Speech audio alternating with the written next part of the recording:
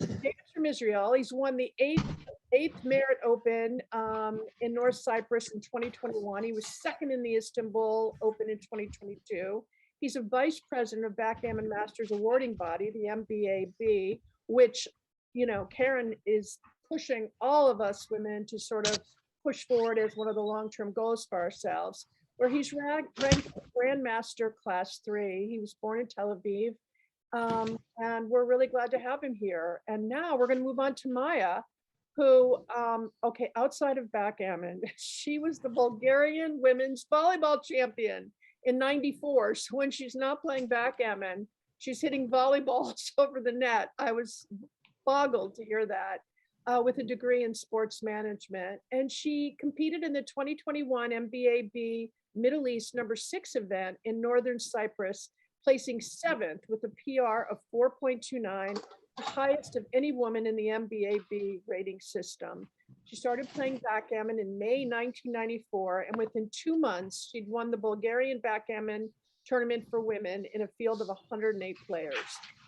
She's earned trophy cups for more than 25 tournaments, and she is on the tournament committee for the World Backgammon Internet Federation. So I especially am in awe of her history, and we're so excited to have her here. But I think what we need to do now is see if we can't get the game started, if that's okay. Yes, okay, so here we go. And she starts with a 3-1, making her 5-point, normal opening, nothing special. Not the ideal reply, but I split. Nothing to do anything special. Good to know the second rolls. 3-4. So far, there's nothing exceptional. And she splits. She needed to split. Playing down is the reply. It's not an ideal roll, but she can take some risks here, given her better board. I remind you how much value there is to ball versus safe in my consideration. I have a tough roll already because I can make my 5-point, which is such a valuable point, but also I can make the bar point, anchor. Those are two great plays. To be honest, I'm not sure already. But then I follow a rule of thumb that when I'm in doubt, I'm making the 5.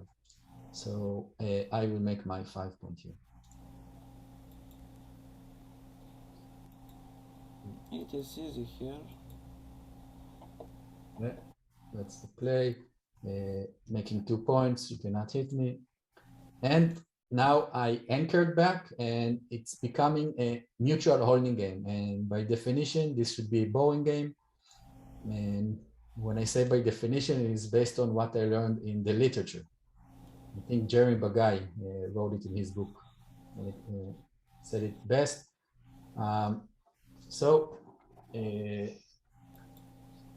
Boring game. I expect the same for Maya. 3-1.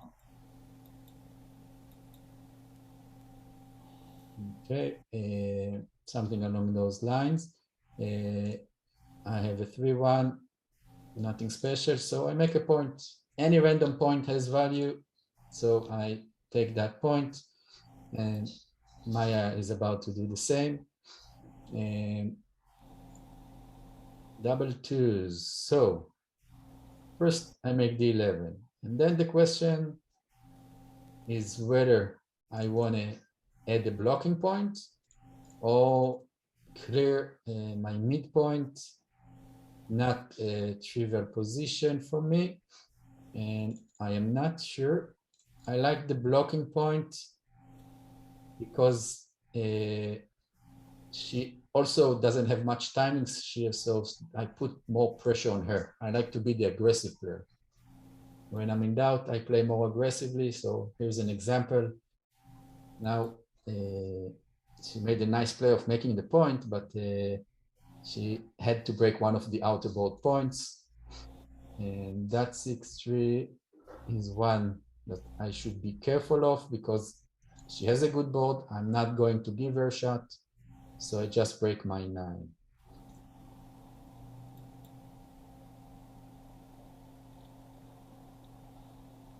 5-4 is Maybe 2 down is here. I'm not sure, but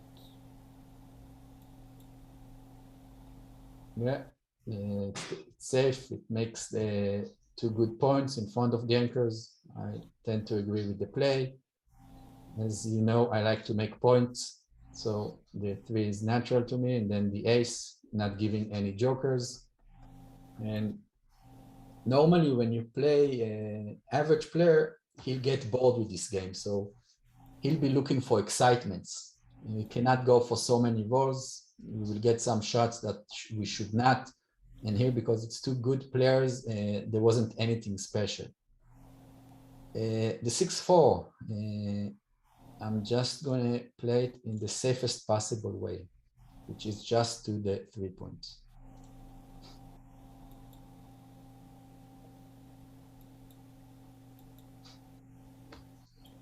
Yeah, that's again somewhat boring, and I keep with this level of boring. Yes, she has blots in her board, but it's noise. I still don't want to get hit. The race is close.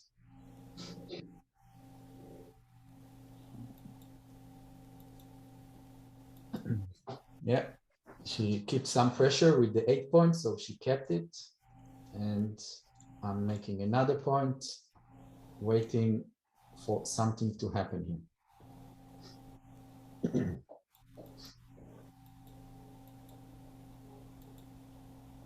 Yeah. Now, a holding game or a neutral holding game is mainly a function of the race. Even though I have good control of the outfield, I don't have anything near a double since the race is pretty much tied. So I'm playing a 6. I know it's risky to give her those 8s, but 2 of the 6 8s that hit are blocked, namely double 2s and double 4s. And I don't want to kill checkers. It's against my nature. I really avoid, it's important for me to keep it pure. So I take the risk of 4 shots that can hit me. Here's one of the 8s that are missing. And now it's getting interesting, but still I have small race lead and I have good contact. I see market losers, but not enough. She also has great numbers. It's a close call. Against many players, I may try to bluff her. I think this is not a double, but not a blunder. But I need her board either to deteriorate or her to break the anchor before I can cube. So I roll 5-4. So now I'm again playing pure. Hi. Giving her 5 shots. And she is forced out, which now I saw that we have the great Kit Woolsey with us, so I can say that per the Woolsey law, it's something that I don't want to be on the receiving side, so I know for sure that I have a double here with so many market losers. So I send it.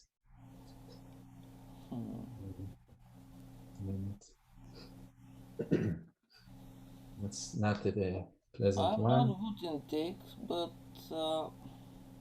here you hit only with 4s actually. Yes, you have more numbers, but 4 is the main one, so I would take here. Well, you are braver than me, to be honest. I would not take it. I'm not sure, and because I see that even if I don't hit, I'm ahead in the race. So the question is, let's say if it's a pure race, I'm 60-40 favorite. Yes, so but out actually the 4s are duplicated, so I see that. it is not so.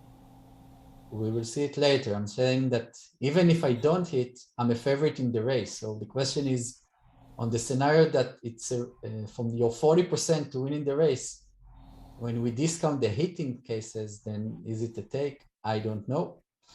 I do know that I missed, so I played inside, and we will see that soon.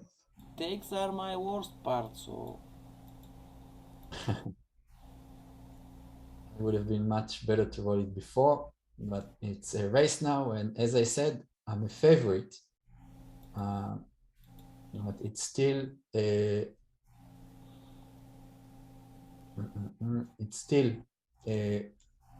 better case scenario for Maya. I am now playing a simple race, and she is helping me.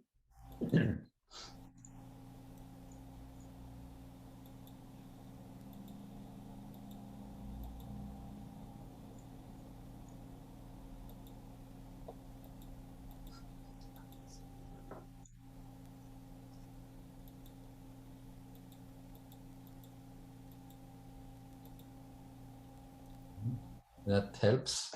At the end of the day, luck is needed. So first thing that I do is to think after a game is to think of the score in terms of X away, Y away, and now I'm 3 away, 5 away leading. For me, it means that I need to be a bit more careful. So I start, the checker play doesn't change much. It's mostly the cue play. And she's off to a good start. Yeah. And I hit back as my only reply to get some momentum here.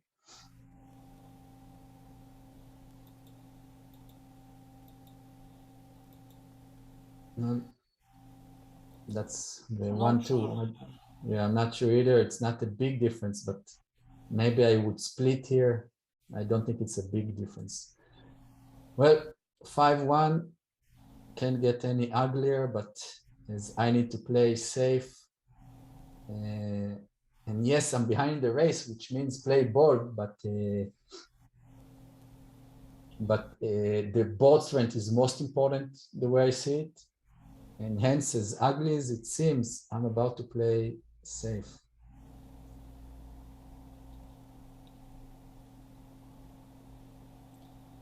Here I will double because of this ugly position. Yeah, I expected that. Can't say I'm happy about it. First of all, my intuition is to take. So when I play, I ask myself, what is my intuition? And that is that it's a double take.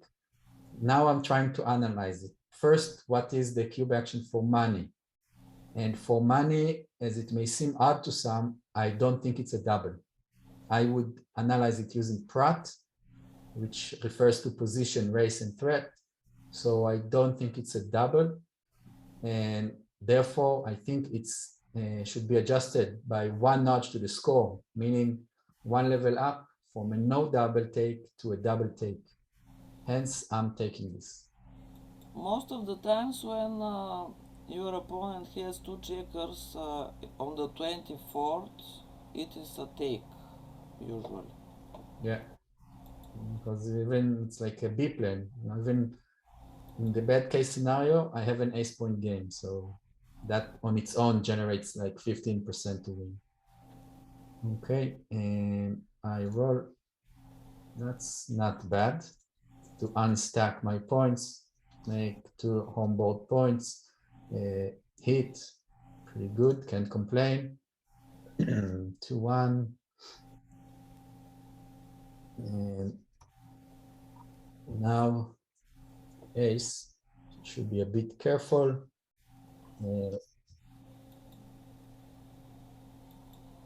Yeah, that's my play, minimizing shots. And as a tiebreaker, I think that duplication is a bit overrated in the literature. I use it as a tiebreaker, but there's some duplication here that she did with her ace that I hit with a 2, and I also anchor with a 2, or get a better anchor with a 2. I roll 6-1.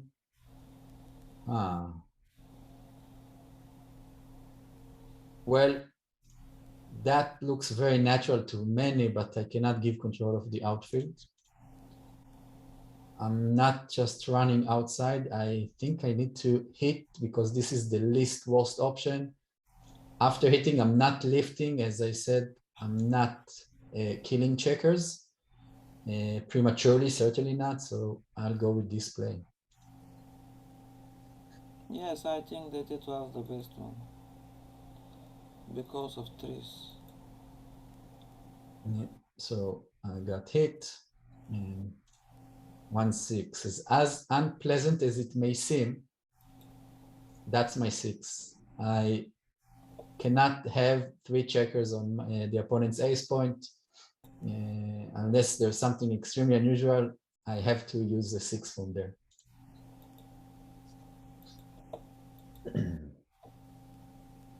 That's a great roll. Question is, how do we get the best out of it? 1-2 for sure. If 2 is for sure, then 2 more are for sure. That is what I agree with. And wow, it's quite a joker. That's 1. That's 2. And actually, to minimize my shots, I'm making the 4 point. I reduce the numbers that she enters and hence also the numbers that she can hit me back. So that's my play.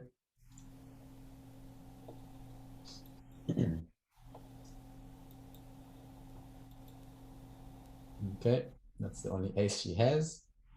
And I roll. I cannot hit, but at least I make a point. Not too happy, but I need to be careful. She has a better board. I don't have my 8 point or outer board point, so I just am playing it safe. And like I said, any random point has value. Let me just check if I go to the ace here. Do I gain something? And my answer is no. That's my play. 6-3.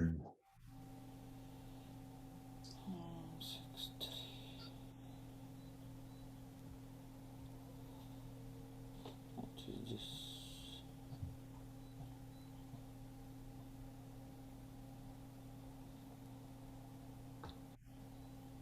Maybe I have to try to block you, and the other way is to escape, but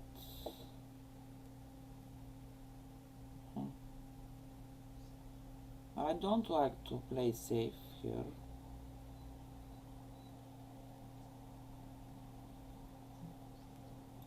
But you don't have anything to play, so maybe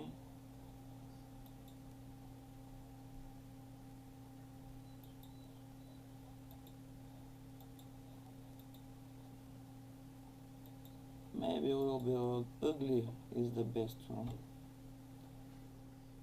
Well, yeah, it could be, but I agree with the fact that you have to keep the anchor. That was important because I lack the 8 point. There's a lot of pressure that you don't want to let go. I think that's probably my play. I think so. Okay, good. I roll double 4s, and the question is if I bring it down, do I make the 5 or do I bring both down? It's not that trivial. Again, what is my intuition? To make the 5. If I bring both down, I have the same problems later. So I'm not deviating from my intuition, and when there's doubt, make the 5.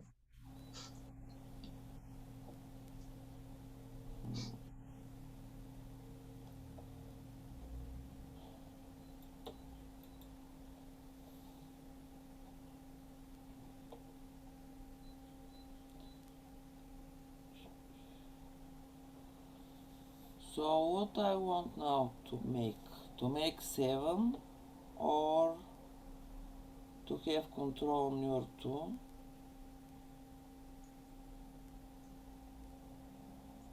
I have what to play, but you don't, so maybe it will be better to try to make 4 or 8 or 7. Yeah, that's my play as well. She, now that I made the 5 point, she does going to the outer board and put the pressure there is good. And she keeps with putting pressure on me. I like this play. I have a 2-1, nothing special, so I'm just putting the checker on the 3 point. Some may say, but what if I get a lucky shot next? I have to answer that I won't complain. I'll still be happy about it, even if I have a blot in my home board.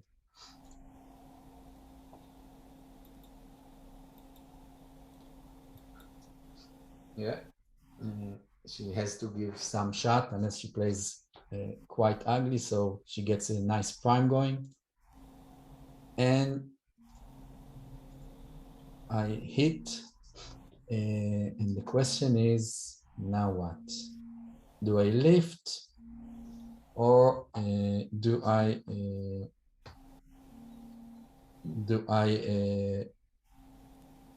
keep this point? And that's actually not an easy play at all. Now this is a tough one. This is one that I may take some clock time. What I'm thinking is, how can I win this game? I probably need to close her out. And to close her out, I basically cannot lift the checker. There's no chance I can win if I lift the checker. But on the other hand, that's because I need the timing, if it wasn't clear. On the other hand, I'm risking a lot of gammons that way. I'm not sure, but I think I need to make that play to try and get the closeout. And worst case scenario, I have that anchor.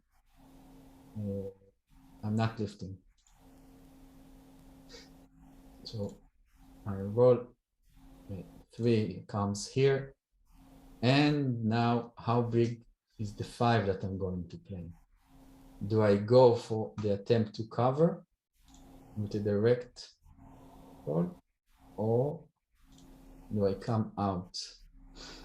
Another tough one, obviously. How many covers do I have from here? 9s, and that's it. So it's only 5 covers. I have to play big. There's a saying that I like to apply in this game sometimes. Play big or go home. And some may say, but I may lose a gammon here, but I play to win. I don't play not to lose a gammon. If the Maya doesn't enter now, my chances are very well. And yes, it's very bad if she does, but it's not the end of the world. I'm still 50% to anchor, at least 50%. So I think it's time to play big. I'm not sure, but when I like to make those plays, play big or go home. That's what I'm thinking when I have that. It worked out, not as well as I hoped. So that will be my 2, and that's the ace, I think. So I'm duplicating the 3s.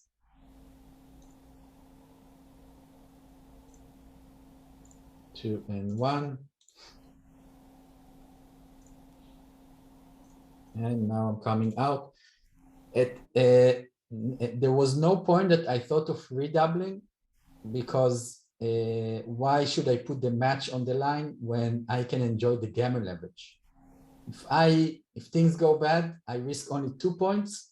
If things go well, then I can win the match. So no reason for me to send that redouble when I'm leading and holding the 2 cube. So I'm making sure first that I'll come out.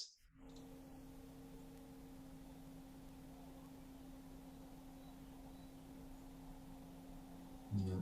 I now try to avoid double 6s. No. So that's the one that avoids 6s.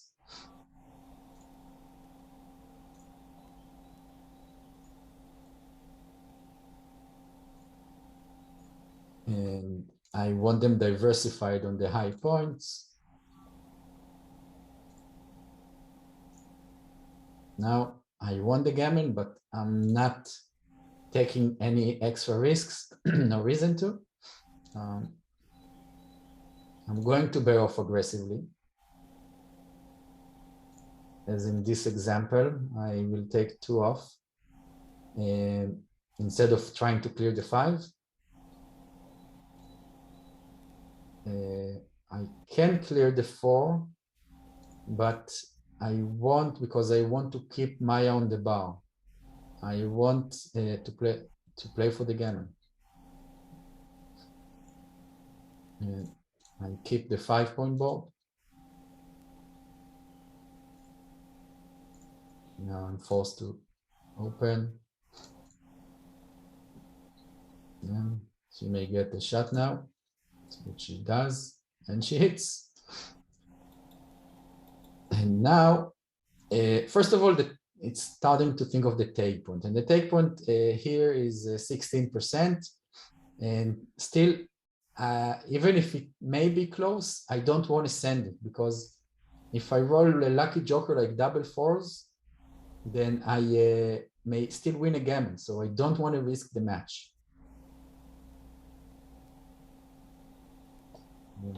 Those are some tough positions to play for containment.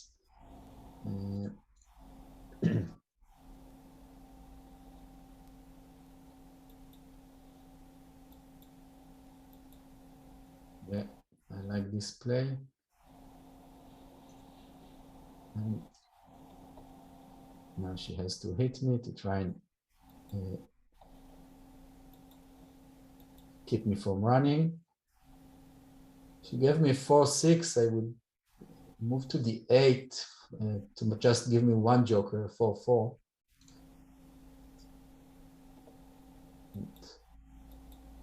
Works nicely.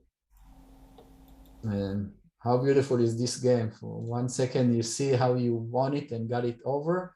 And on another second, it's almost a tight game.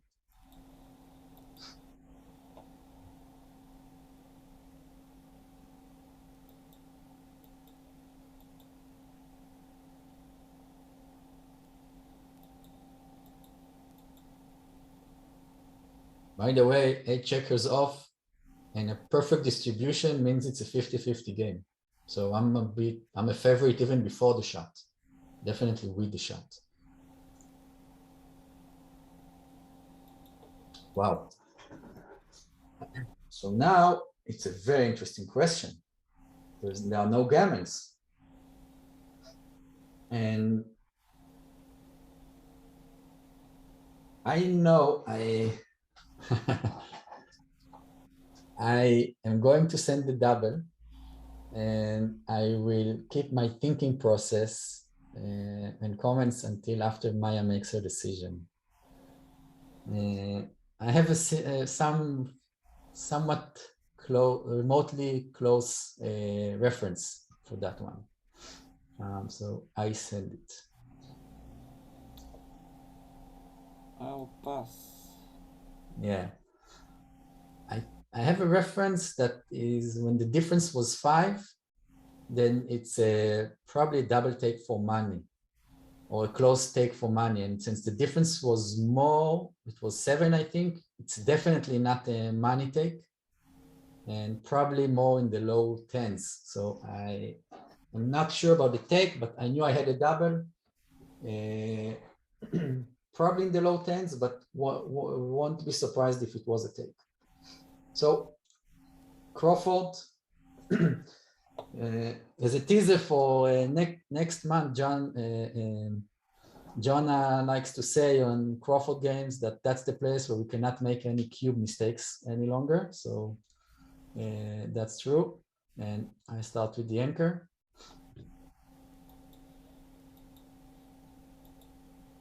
And 6-3. I can hit. I don't have anything special here to do, so instead I'm going to make my 3 points. It's by hitting, I don't gain that much. Sometimes when I have an okay play, instead of hitting in my outer board, I make the point.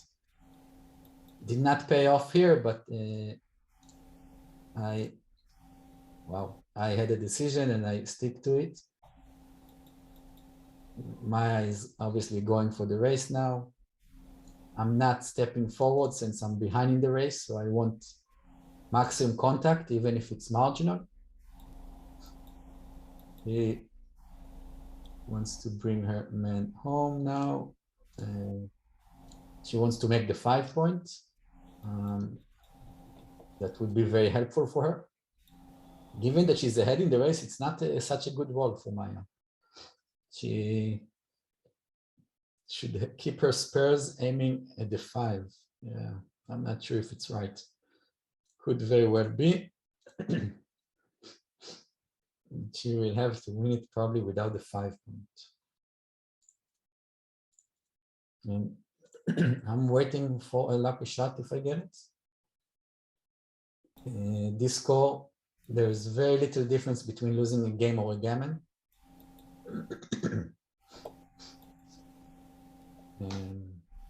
Number 6, as I keep contact, well, actually, I won't give her any joker. So I'm just keeping the anchor. Now I run with one. Maintaining the contact that I can. And I'll keep myself a 6 if it's more than one roll. So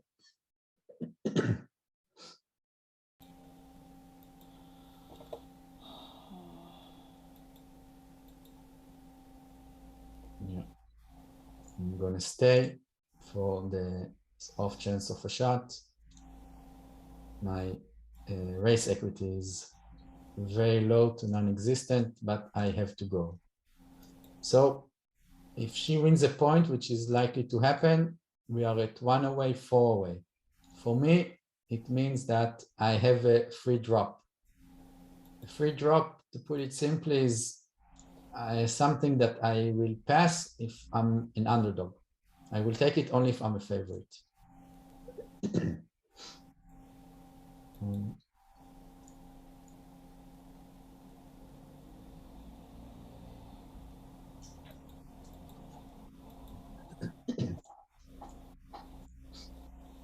Okay. So 1 away, 5 away, and I started with a 5-1, and it's pretty much 50-50 since I had the first roll. I'll take it. I'm a hair of a favorite. It's the weaker, one of the weakest openings. So I hit and make a point. Also, this score is such that I'm in gammon save mode and she's in gammon go, meaning I have everything to lose with the gammon, which is the match, and she has everything to win with the gammon, and that is the match.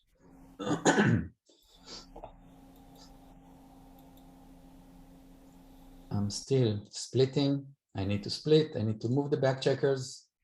Being in gammon save doesn't mean that I have to keep in a deep anchor. I Just have in hit and to close your 5. So. Yeah, that could be it. Good roll. And let's see if she can pull a blitz here. When we did the dry run on Sunday, we had something similar where she could not complete a closeout in a gammon go position, and I managed to steal a win with a joker. Here I'm wondering, I want to close my board, my 7. Don't want to blitzing still, because I don't have good numbers for it. So maybe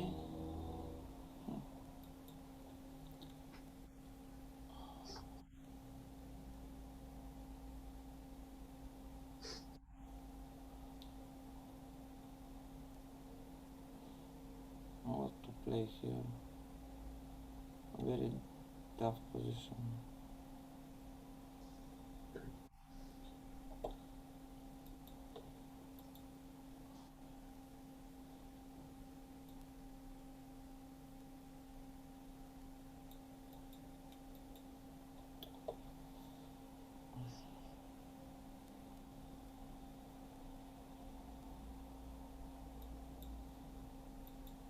Okay, then this. Okay. I would have hit here because of gammon go, but I'm not sure.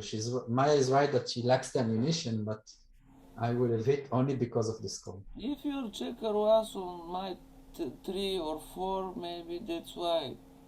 Yeah. Then I would hit, but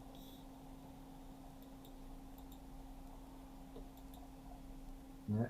Now she makes the safe play by making a point.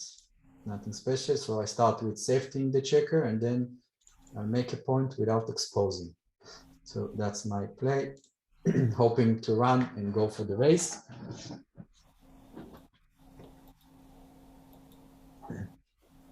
I may have even played that 4-3 border, like placing a checker here, keeping one here in case I escape. So I have a 5-1. I'm coming out, trying to escape. Even if she hits me, I did not lose too much in the race.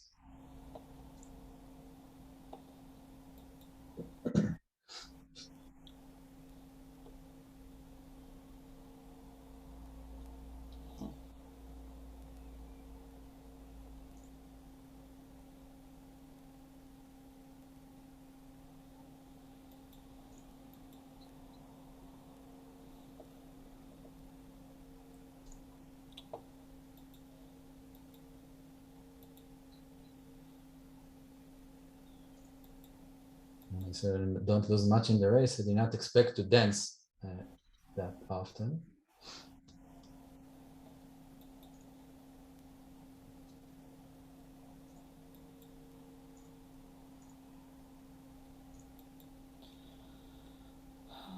the same number.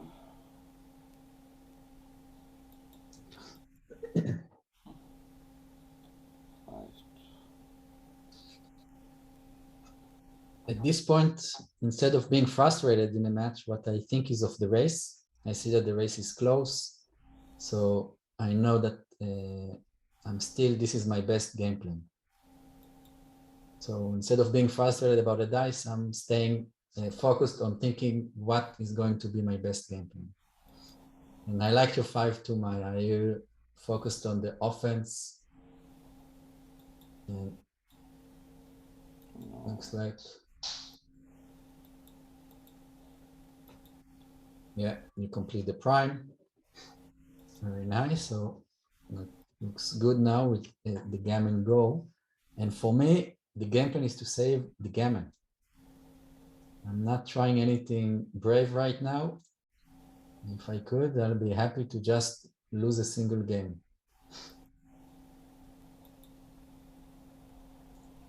And for that, I get my men closer to home.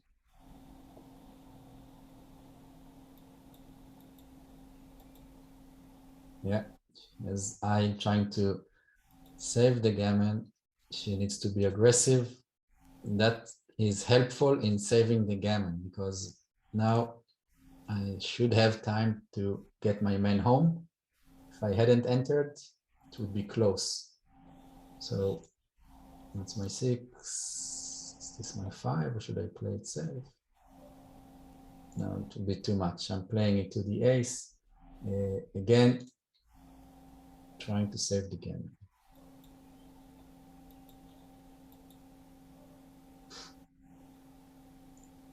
I'm not sure if I have to hit now with this 6-2. Previous one, it could have been too much, so I don't think so. Maybe wrong. Do I slot the 3? Maybe I should be careful.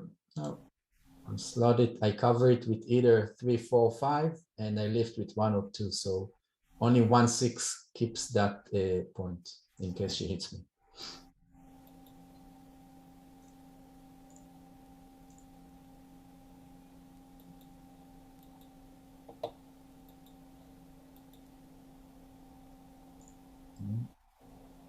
hitting is tempting, but I have no way to win it, so I'm just trying to finish the game with minimal damage.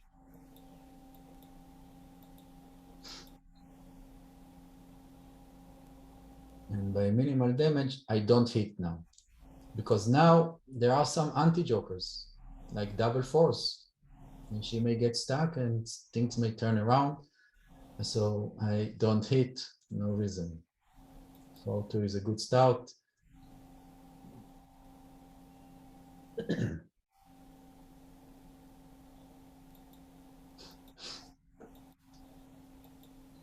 Yeah, per gammon go, she wanted to get hit, so not covering, and I'm still trying to not give her another checker. It starts with moving to the 5, so I won't be able to give her more room, more space. And she entered the 6.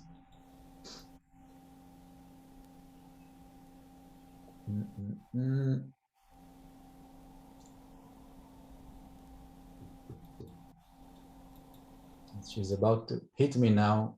I was ready for the return entering numbers to avoid any possibility of leaving a blot.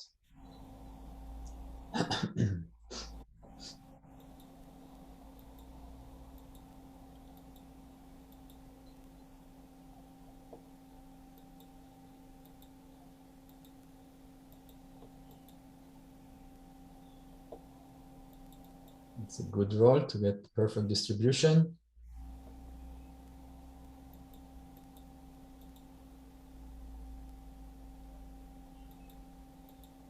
In my game plan, I achieved my objective in just getting closed out with one checker, and all my checkers are inside, such that things happen, but I'm supposed to save the gammon. Who knows, you know, with the dice gods, as you see, things may happen in an unusual way.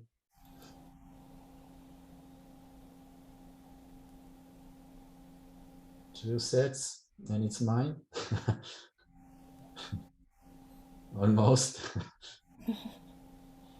So now we're going to a position where it's a DMP, and I have the free drop. Since I had the opening roll, I'm going to take. I know that running is best for DMP. I still play the 6-4 per my preference, the opening, as though everything is pretty close. So I think it's more a matter of preference. So we are going, this game is ending in DMP. She played right with the 5-1, hitting only 1. I anchor, and here's a common dilemma that people like to make the 4 point instead of the 5, but the way I see it, it's for secondary considerations. 5 point is better, so we want to make that point, even if it leaves us a bit more awkwardly distributed. Now, I took the 4 point because I will live with only 2 checkers on my 8. That's why. So that's a great roll for me. The question is, how do I continue? Whether I make the bar point or the 10 point? I'm going to the 10. I'm playing for the race. I think this is best for the race.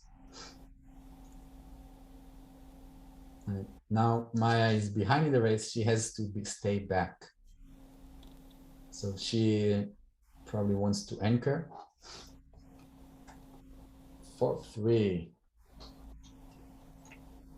I'm thinking of the double hit, because if I don't, awkwardly distributed. That's a tough one. That way I give her 12 shots, many more than I would want to. But it solves so many problems on the way. It's a very tough one.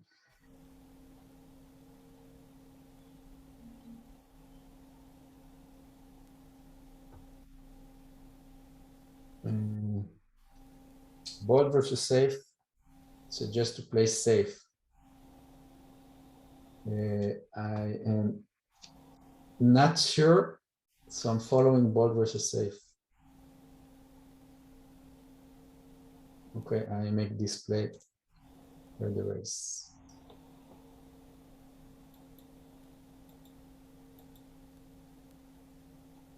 I'm not even sure that anchoring was correct here. Could be, especially at DMP, that it was right to play for maximum contact and coverage. But those are for different days. I play for the race now, simply trying to first clear the midpoint.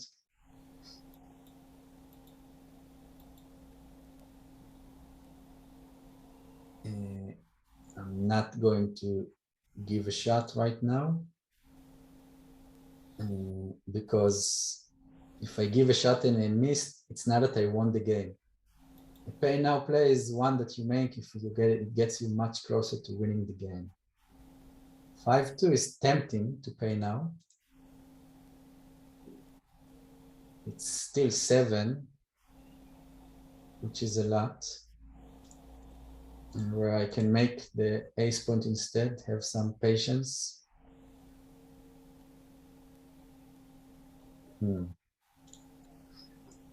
I have some tough positions to end this match.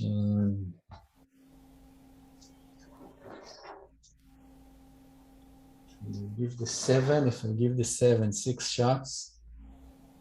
And how close am I to winning? It's a big improvement. Whereas she keeps the midpoint for at least another ball. I'm not sure. I think because she significant improvement now may be right. I may be wrong here. I'm not sure about this one at all.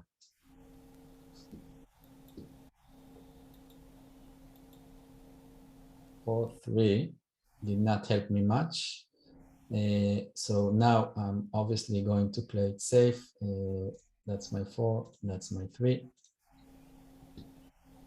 I'm trying to hopefully make the 5, and if not, just get some lucky rolls on the way.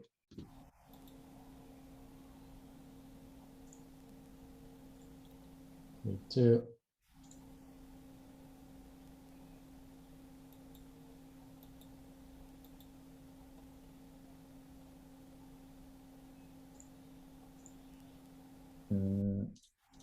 Because usually I play from the 8 because she is running out of timing. Maybe I should play from the 6.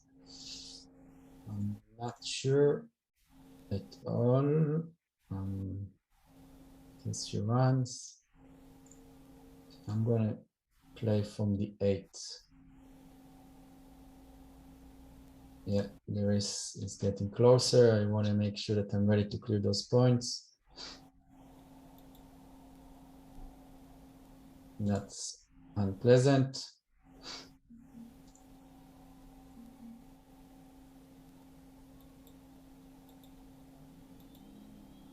And this photo is good because it gets me closer to home.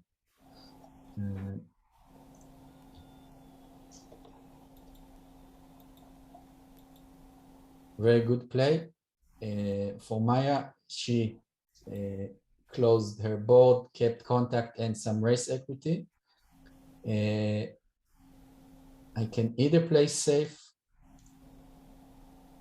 or hit and lift, and I give her 3 shots. I'm inclined to hit and lift because she's gonna give me a problem for much longer. It's another tough play because on one hand, if she enters on the 5, I'm happy, but she can enter on the ace. So do I want that? Wow. If the ace point was made, I certainly hit and lift. Ain't easy at all. I'm going with my intuition, so I'm hitting and lifting. Okay, that's the 2, and I need to play the safest, which is this one. That way the doubles don't expose the 4-4, 5-5, 6-6. All I need is not to leave a shot.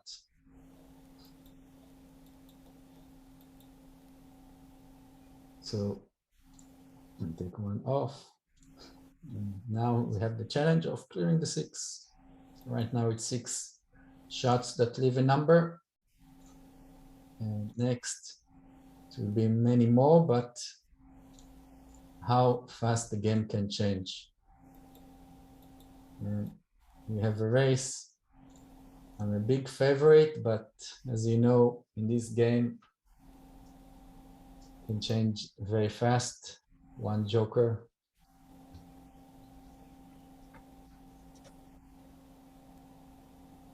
Still a chance. And almost would have been a beautiful way to finish if she wins. So those were some great PRs. What do you think about this match, Maya? I'm not sure. Maybe my first was tough match, but maybe my first take was wrong. Yeah, I think it was wrong, but overall about the match, it was tough, right? Yes, was tough match. We have Well, also very easy positions, but was not much. so I had 2 blunders with the checkers. Maya had only 1. And for me, it's most important to look at the blunders. Errors are part of the game. I try to improve, but blunders are what makes the difference. She played well with the cube. We did not have too many cube positions except for 1 blunder. I think it was that game that I mentioned, the first one. So let's go over the mistakes quickly, so we'll be efficient with the time. The 5-4 that she played 2 down, I actually agreed with that. It's in the sense of boring play or in a mutual holding game, it's either correct or a small error at best. So I guess it was room to be a bit more aggressive. The 6-4, same idea. I saw the play of breaking the anchor. I did not want to give an 8 and a 10. I gave a 9 instead. But instead it was a case that it is an error. I can live with. My 5-4, this is, as I mentioned, a tendency of mine not to kill checkers. In most cases it is correct, but sometimes I am overdoing that. That's why it's a beautiful game. It's never solved. And I'm still working my way to find the balance. Here, I should have avoided giving any shots at all.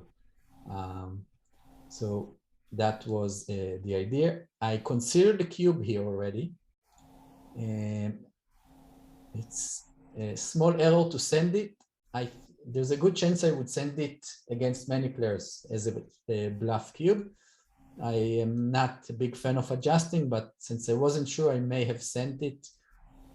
Here, as I said, I see myself as a favorite in the race. So let's say that it's 2-1 where she gets it and it's game over. And on the 1/3 of the times that she doesn't get hit, I am a 60-40 favorite. So the question is whether 40% of 1/3 of the times when you don't get hit is a take. I don't think so. And that was the case here. And I think Roberti, I remember in one of his old books, he said very nicely that if you think you need to be a little bit lucky to justify the take, it's probably a pass at the moment. And so I missed, and we went for a race that I won. This one was a beautiful game where we have a double and a take at the score. As ugly as it was, I was correct to play it safe, but ugly. Ball versus safe, I gave the most important for me was the home board. So I had to play safe. Double 5s. Wow, I am surprised here. I would have I, wanted to I'm keep. not I'm not surprised because I was wondering between this one and the next one. But because you don't have anything to play, maybe because to catch the 7 and 8 and 4 to make a block there. That's why is this. Well, I liked your play because of the added pressure on my midpoint, but I guess XG is basically, like you said, is saying it's enough to settle for those two checkers to lock them on the ace. I did not see that when we played. Wait, where was it that I had some tough positions here when, yeah, so it started with a 2-1. Now the aces, it was close whether to lift or not. It's basically, since I have so much work, I did not lift. Plus, as you know by now, I don't like to kill checkers, so that was the idea. And this was a big play. I know I have to split, and then the 5 was to give myself some covers. Sometimes when we're not sure, even though it's close, I basically tell myself that we have to play big because we are risk averse in our nature, except for you, Karen. We are risk averse in our nature, and we tend to play too conservative with those kind of junctions. So I fight this urge, and now I just played safe, duplicated threes, but still went for the same idea. And from here, it worked for me. I'm playing for the gammon, but those small risks that I took lead to leaving a shot, and she hit it, and she played it pretty well. Those kind of small errors are definitely acceptable. Those are tough positions. We can blunder them big time. Maya had the right idea here. So small errors are certainly acceptable. And here it was how she had to leave a shot. And here's the double that I said. I estimated it to be in the low tens based on a reference. Very tough position. The difference was 7. If it would have been 5, I know it's a tough call for money. Since I have more checkers off, I'm much better. How much better? I did not know. What I did know is that I have a very strong double, given her take point, which is 16%. The match equity for being one away, 5 away, or playing for the match. And next here, the 6-5. Oh, Maya split here. I did not see that when we played. She did not have any homeboard points, so there was no reason to overplay it. I think it's a bit of an overplay. Being creative is the time to do when it comes naturally. We have the tools for that, those that work on their game. And so here there was nothing special. It was simply a race. And now I have a free drop since I had the opening roll. I'm a hair better than 50%, so I took. And from here, we have a gammon go versus gammon save. 5-2, I thought hitting was right. It's close. That was a tough play.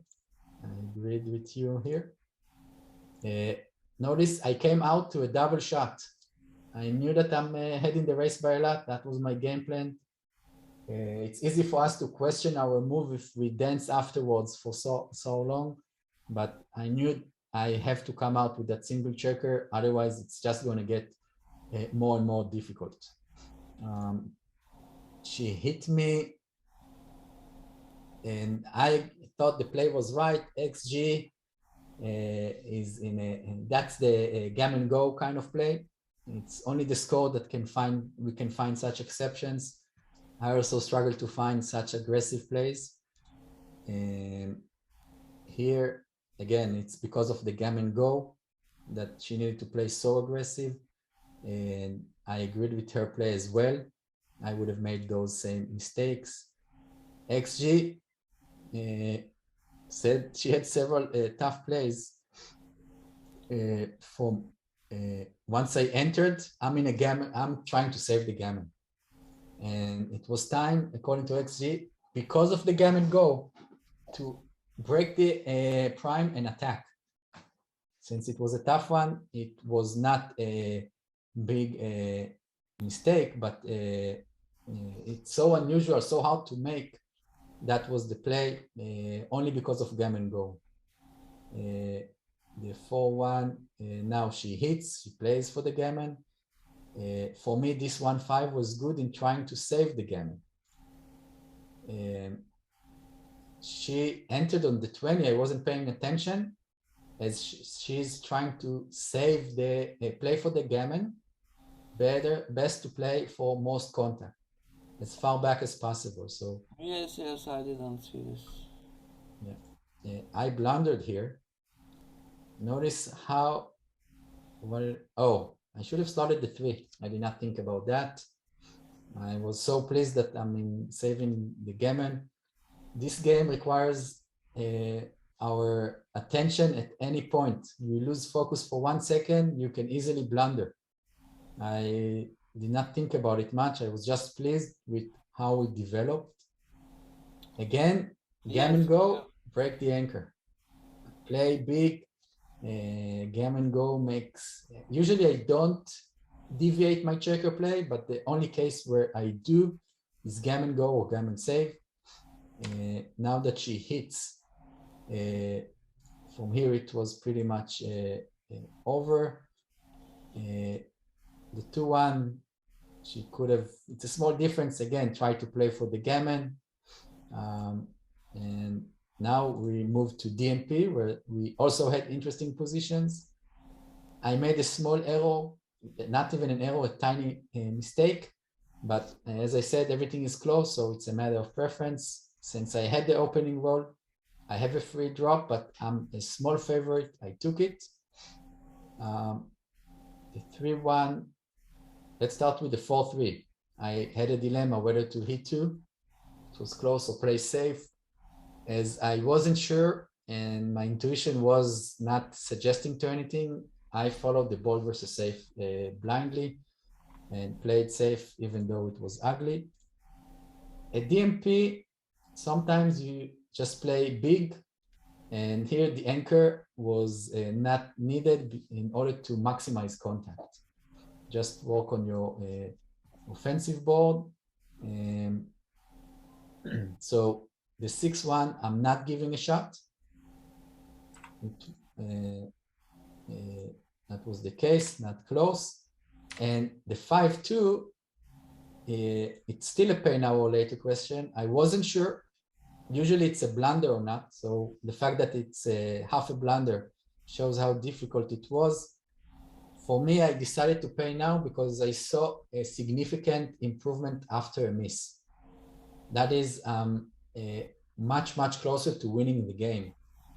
That's the only reason I may pay now. If I don't improve significantly, then it's not worth the risk. Here I'm waiting patiently with the 3-2. Maybe I should have been a bit more patient.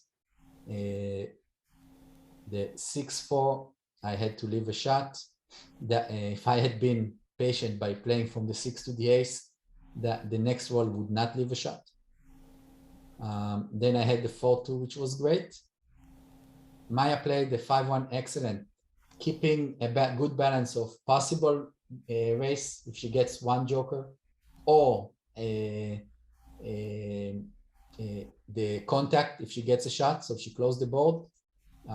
She played it well. The 4-1, I took a bit more risk, but I made sure that I kill her the little race equity, and it gets me pretty much secures the win if I don't get hit.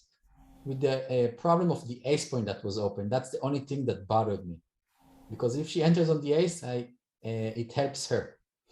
From this point, all I am looking for is to clear contact. That's why I wasn't looking to take a checker off because then I have some exposing numbers. Even though it's a small difference, I'm playing to avoid the shot. And I think from here it was pretty straightforward. Yeah, it was a race. And that was an interesting match. Maya played similar to what she did at the BMAB event. And I played better than my usual, with only 4 mistakes. But just like luck, also the skill evens out. And at the end of the day, there's the average PR, average win-loss ratio, and everything converges to the mean. So I Well, think I talked a lot, so thank you. Congratulations, both David and Maya, for your outstanding play and even more outstanding commentary. With that, we're opening it up to any questions or comments from people who've joined us. Thank you, Ava Ziskova, for being with us and for your kudos on the session as well. I know we have Kit Woolsey, who is a grandmaster watching us, Raymond Kershaw from the UK. Anybody with any comments or questions?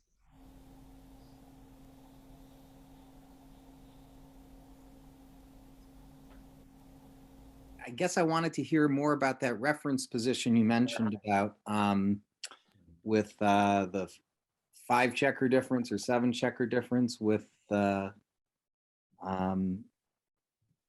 you know what I'm talking about towards the end there?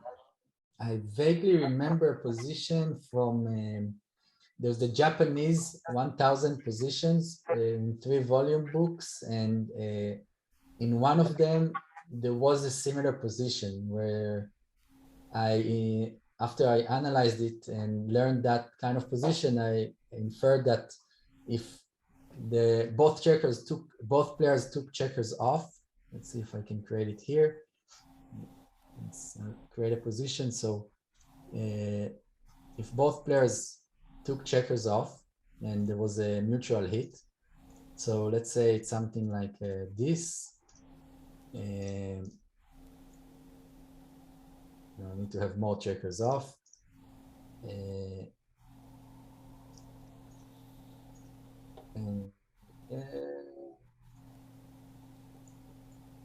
Let's say something like this. So if both players took checkers off, it's usually a question of a redouble.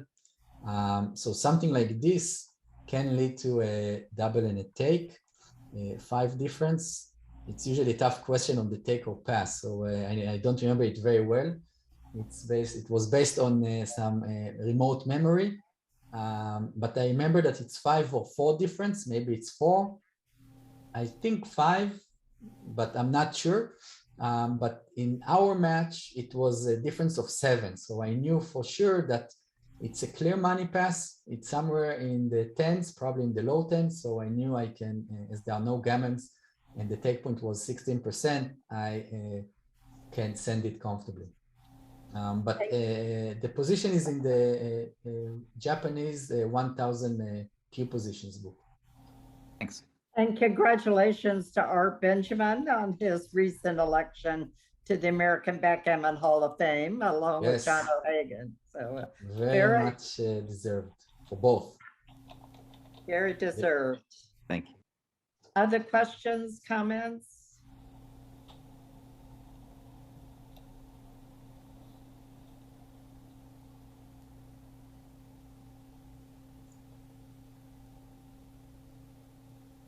I was talking a lot. I thought I was very unclear.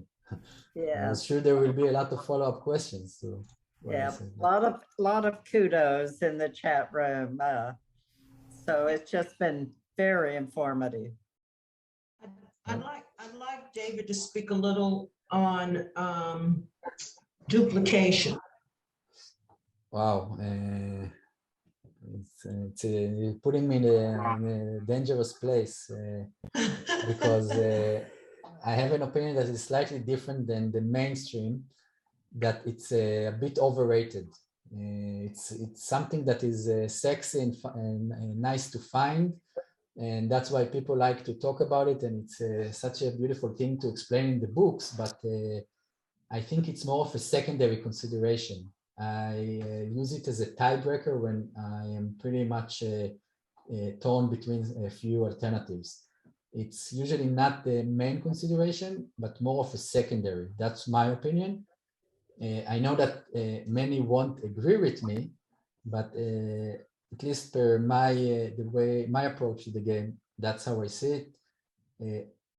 Again, it's an opinion. I think it just got too much exposure because it's something that looks sexy and nice, and it's nice to just put and introduce in the book. So it's hard to write a book without addressing that. But for instance, I think that a concept like checkers in the zone, which is a modern concept that doesn't get enough exposure in modern literature. Hey, there is David? a nice trend in that. Yes. Yeah, just a quick comment on duplication. I think the time duplication is really important is when the opponent has two things on different sides of the board that are equally valuable to do.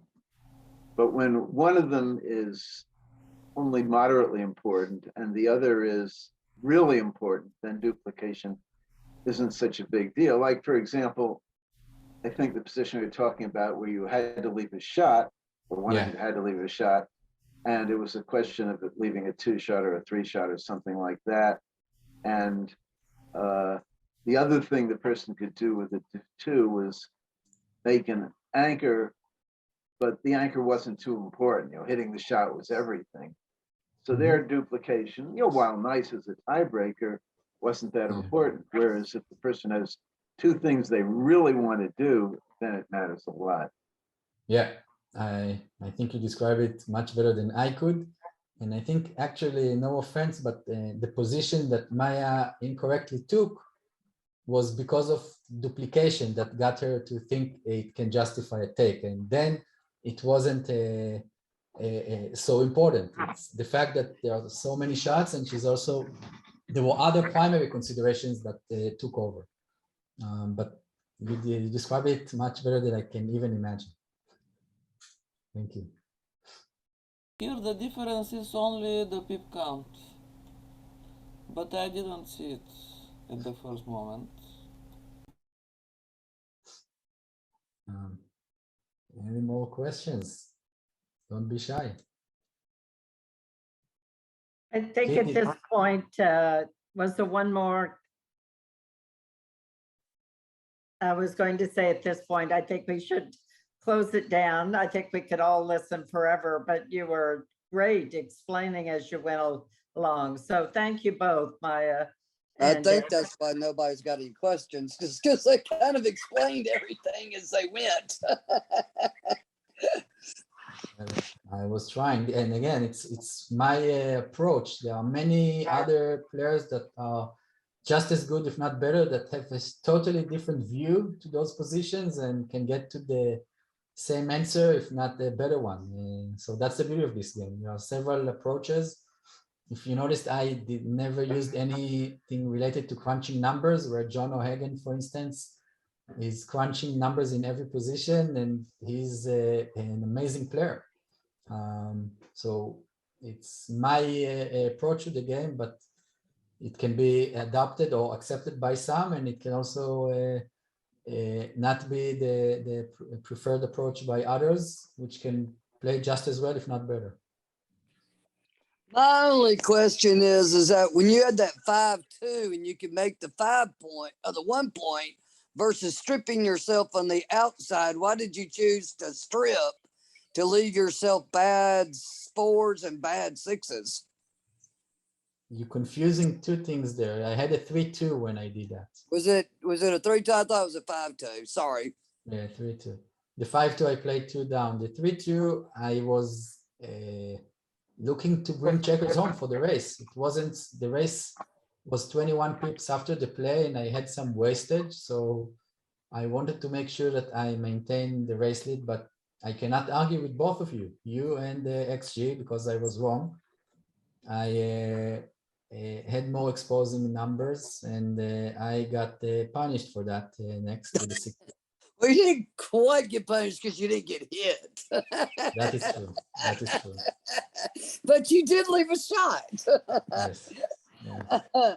I was just kind of curious what your thought process was right there about leaving yourself. I mean, odd, number one. And then two, you got some bad numbers right there. Yeah, yeah, that is true. I just wanted to get the checkers in as fast as possible, guys. And spares on the 6 are good for long run safety, so I wanted to keep those. I Right. did not want to lose those as well. But that is the thinking process for the wrong answer. But Well- when I played, that's what I thought was right. I think that's going to have to be the closing word, but thank you very much, David. Thank you very much, Maya. Yes, that was enjoyable. People loved it. Very Thank you for having me. Glad I can contribute. And I had a great partner, Maya. I think Christine, my co-host, wants to get a word in, but Chris? I don't want to get any words in. It was just great watching you both play. Maya, I watched you on Sunday when we did a practice round, and today I admire your aggressive play. I just loved it. So thank you very much, both of you. Thank you too. Thank you. We hope for better meetings, but I know that no matter how I try, I won't be even as close to entertaining as Jonah Seaward is going to be next month. This is one very funny guy. I'm sure you will enjoy it next month. See you next month. Bye, everyone. Take care. And thank you, David. Thank you. Thank you, Maya and David. Yeah, thank you guys. Hello.